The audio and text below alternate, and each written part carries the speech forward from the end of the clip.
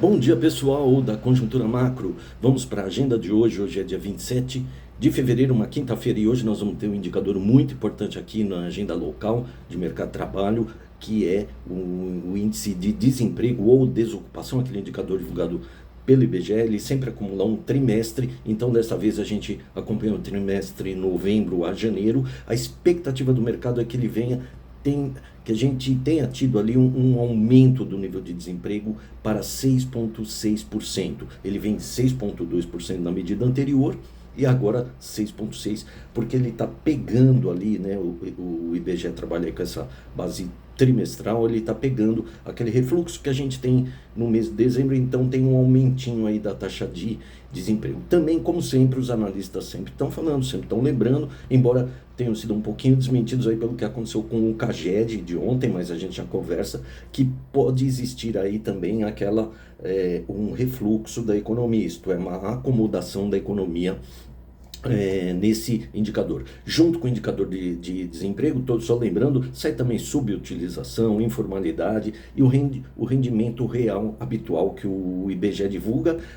O da última divulgação foi de R$ 3.315, certo? Nós vamos também ter aqui um indicador muito importante que é da área fiscal, então muito acompanhado, porque tem toda essa discussão que envolve o mercado, envolve o governo, envolve teóricos, envolve analistas, que é do arcabouço fiscal e equilíbrio das contas fiscais, que é o resultado primário do governo central de janeiro. A expectativa do mercado é que venha com um aumento para 87 bilhões e 600 milhões de reais no resultado primário. E lembrando, o resultado primário é aquele resultado antes das despesas e receitas financeiras, ou seja, antes dos juros, né? Então, esses números normalmente nesse começo de ano, os analistas lembram que o número normalmente vem melhor em decorrência do aumento de arrecadação do IRPJ, Imposto de Renda Pessoal Jurídica, contribuição social sobre o lucro líquido e também, olha que detalhe muito legal, muito interessante que eles abordam.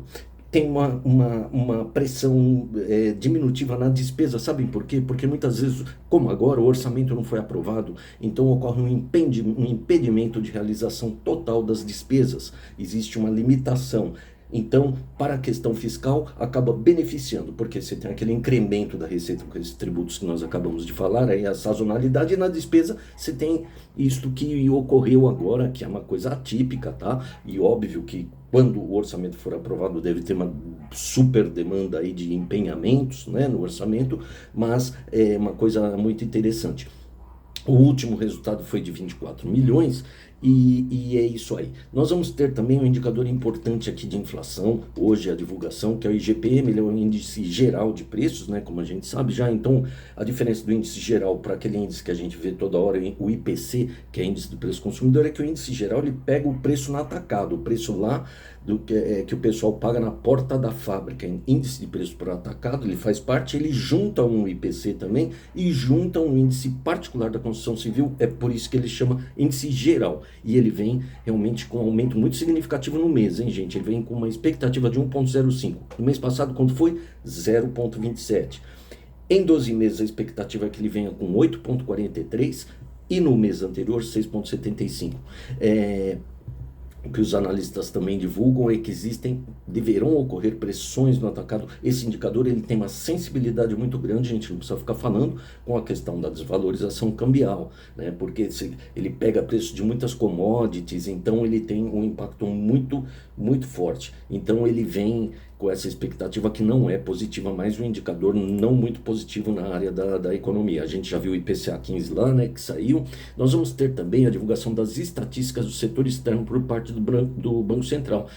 Transações correntes, que é uma das estatísticas que tem vários indicadores que são divulgados, mas transações correntes, uma expectativa de um déficit de 9 bilhões de dólares. Ele foi pior do que observado em janeiro de 24. Então, se nós compararmos, que ele é referente a janeiro, tá? Pegarmos janeiro agora com janeiro de 24, janeiro de 24 foi quanto? 4 bilhões de dólares. Transações correntes, lembrando, pega a balança comercial, pega a balança de serviços, enfim, então ela é um indicador maior, mais amplo. Mas o mercado estima aqui uma coisa muito interessante que o mercado estima que deverá ocorrer uma melhora nesse número, porque nós temos alguns pontos que irão forçar uma melhora, né? Embora eles não sejam, alguns pontos não sejam tão bons, mas eles vão forçar uma melhora. Um ponto positivo que é legal é o crescimento da safra agrícola. Esse é muito bacana, realmente a agricultura está indo bem, vai ter um crescimento da safra agrícola. Tendo o crescimento da safra agrícola, obviamente nós vamos ter um crescimento das exportações. Crescendo de exportação, melhora a balança comercial, que faz parte da balança de transações correntes, né? Então, beleza, o primeiro ponto que o mercado aborda. O segundo ponto, a desvalorização cambial, lógico que ela força uma diminuição de importações, de compras, seja Infelizmente, esse ponto, a gente precisa tomar muito cuidado, não é o caso aqui de se avaliar, mas quando a gente fala, então vamos importar menos blusinha, vai importar menos produtos de consumo, não, mas não é só isso que nós importamos. Nós temos importação de máquinas, equipamentos e insumos importantes, commodities, como nós acabamos de falar, né? Mas existe essa pressão e a própria, mais uma vez aqui abordado, a desaceleração da atividade econômica, que obviamente também impacta pela queda das importações. O investimento estrangeiro direto está previsto que fique bem em 6 bilhões e 550 milhões. O último número divulgado foi de 2 bilhões e 800 mil. Então é isso aí. O Banco Central também vai divulgar a pesquisa de estabilidade financeira, que ele capta uma pesquisa muito específica para instituições financeiras e ele procura abordar a estabilidade do sistema financeiro como um todo. Então ela é muito focada para quem está envolvido com essa questão do sistema financeiro nacional. Nós teremos hoje 2 sondagens do FGV IBRE. Lembrem que a gente falou que essa semana é a semana das sondagens da FGV. A FGV está divulgando sondagem de tudo quanto é tipo. A gente já teve da construção civil, que veio com queda. A gente já teve a da indústria, que veio ali quase uma pequena queda, quase estabilidade. Agora nós vamos ter a do comércio e a de serviços. Ambas, a do comércio, tanto a do comércio quanto a do serviço, vieram em queda na avaliação anterior. Essa medida é de fevereiro, tá? Então, em janeiro, o comércio veio com menos 2,8 pontos de queda e os serviços veio com menos 2,5 pontos de queda. Se nós olharmos pelos números que já foram divulgados, então basicamente pesquisa mensal do comércio, pesquisa mensal do serviço, a última que foi divulgada de dezembro do IBGE, obviamente que a gente vê um desaquecimento nesses setores, pode ser que venha mais uma queda, vamos aguardar também para ver. Nós vamos ter aí na externa, né, na agenda externa, o principal indicador que o mercado está prestando muita atenção é a divulgação do PIB do quarto trimestre do nosso amigo, do gigante americano. Os Estados Unidos vai divulgar o PIB do quarto trimestre. A expectativa é que ele venha aí com 2,3 aí no trimestre contra trimestre anterior. Está se confirmando, eles vão divulgando prévias, né? Vão recalculando, ajustando, mas essa é a última prévia, um número.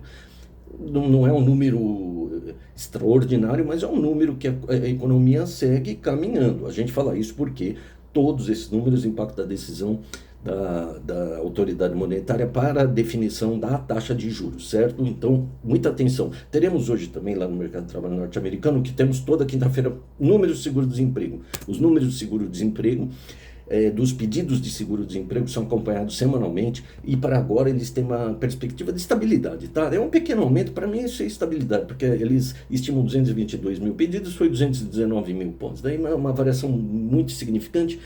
Os pedidos contínuos também 1.870 contra 1.869, então estabilidade nesse indicador do mercado de trabalho, PIB também resiliente, tudo indicando que a economia norte-americana não deverá realmente ter nenhum ajuste, né? Nós vamos ter indicadores aqui importantes também lá no Japão. Nós vamos ter produção industrial e vendas no varejo, ambos em sentidos opostos. Produção industrial, expectativa de decréscimo de 1% ali em janeiro, e vendas no varejo, expectativa de aumento de 3,9%, mas aí em 12 meses. Aquilo que nós falávamos aqui, indicadores do Japão, às vezes eles são um pouquinho confusos, eles divulgam um indicador de mês, outro 12 meses, deve ter suas razões ali específicas, né? Ontem, na quarta-feira 26, a gente teve aquele indicador importante do mercado de trabalho, que é o CAGED, que é a geração líquida de postos e vagas no mercado de trabalho, que veio surpreender o mercado esperava 49 mil vagas aí em janeiro, veio com 137.300, então um número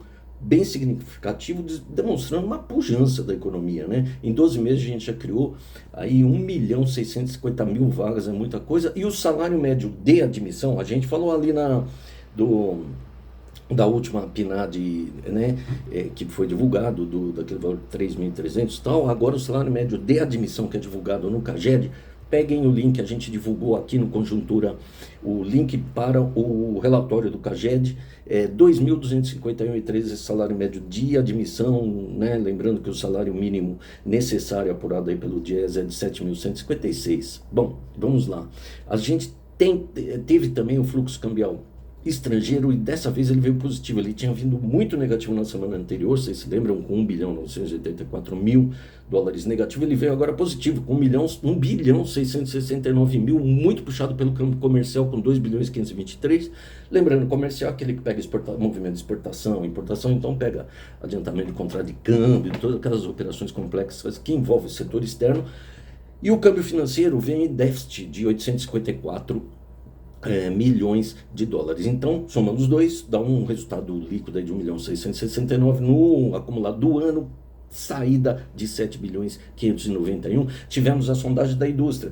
Uma pequena queda foi aquilo que nós havíamos dito, para nossa surpresa aqui. Ele vinha de queda de 1,30 ponto e desceu para menos 0,1 ponto.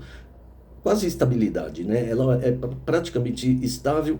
E olha, é muito interessante porque o que o FGV diz é que teve uma melhora de percepção sobre a demanda, tal, né? Refletimos que talvez já tivesse um impacto mais forte, as questões externas envolvendo toda essa questão de tarifaço, não sei o que lá, e impacto também de juros já de imediato. Mas eles só dizem que num horizonte de tempo maior, aqui eles falaram uns 6 meses, o sentimento é de pessimismo, mas no presente não.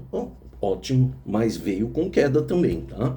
Nós tivemos estatísticas no mercado aberto, aquelas que abordam questões muito específicas também no mercado financeiro, dos títulos, swap cambial, LTN, FTN, Banco Central divulgou vendas de casas novas nos Estados Unidos com uma queda de menos 10,5%, né? Comparando, isso daí foi em janeiro, as vendas de casas novas, e o que foi explicado pelos analistas é que as taxas de hipoteca seguem bem altas lá nos Estados Unidos e diminuem a demanda, né? E também condições climáticas severas também pioraram a pressão. Bom, os mercados financeiros ontem fecharam, a bolsa fechou em queda aí de 0,96. Tem vários, né? Como a gente sempre fala, várias questões. Na frente corporativa, a WEG, que é uma mega empresa, uma super empresa, teve uma queda de 8,5%. Então, na questão corporativa, embora tenha tido crescimento de receita e tal, os bancos também foram puxados para baixo, Banco do Brasil, Itaúsa, Bradesco, e mais a Ambev, né? Não sei se por causa do carnaval a Ambev veio, mas a bolsa fechou. Mas tivemos outros impactos, né? A questão macro que pode ter impactado também na bolsa, a cada momento aqui, uma coisa impacta para cima, outra coisa, cada momento vai. Mas, por exemplo, quando a gente teve IPCA 15 inferior à expectativa de mercado, nós falamos aqui que o mercado ficou animado. Poxa, veio inferior, veio ruim, mas tá ruim, mas tá bom, né? Ele veio ruim, inferior, mas veio inferior à expectativa de mercado, então existe uma possibilidade de que em algum momento o juro vá baixar.